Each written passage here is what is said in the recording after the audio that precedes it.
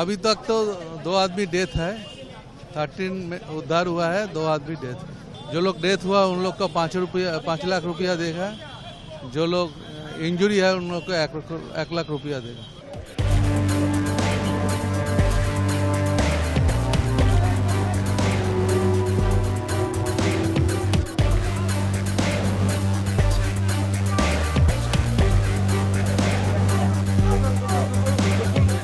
যখন থেকে ঘটনা ঘটেছে কলকাতা পুলিশ কমিশনার স্পটে ছিলেন, তিনি আমাকে টাইম টু টাইম মেসেজ দিয়েছেন এটা ডিজাস্টার। মেয়র নিজে স্পটে ছিলেন, তিনি আমাকে মেসেজ দিয়েছেন। সুজিত ঘোষ আমাদের ফায়ার ব্রিগেড মিনিস্টার, তারাও সারা রাত এখানে ছিলেন। আপনারা জানেন এগুলো খুব কনজেস্টেড এরিয়া, আর এটা আজকে তৈরি হয়েছে তা নয়। এরিয়াগুলো বছর পর বছর ধরে, বছর ধরে তৈরি হয়েছে। তবে কিছু বাড়ি তৈরি করে যারা প্রমোটাররা, একাংশ, সবাই নয়, তারা তৈরি করার আগে নিশ্চয়ই ভাববেন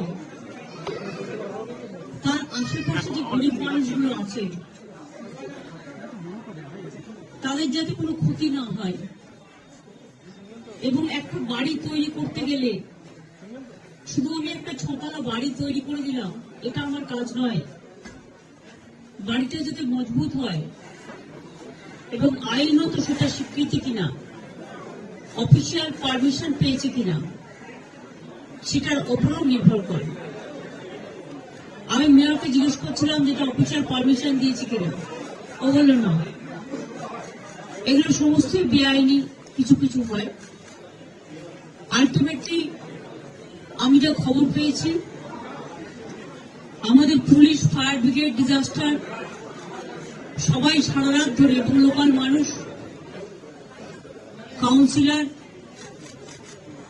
স্থানীয় যুবক যুবতীরা, এলাকার ক্লাবগুলো সকলে মিলেই, রমজান মাস চলছে, এইসব এলাকায় সকলে উপবাস করে থাকেন। তা সত্ত্বেও এরকম একটা দুর্ঘটনা ঘটে গেছে, যার জন্য আমরা সকলেই মর্মাহত।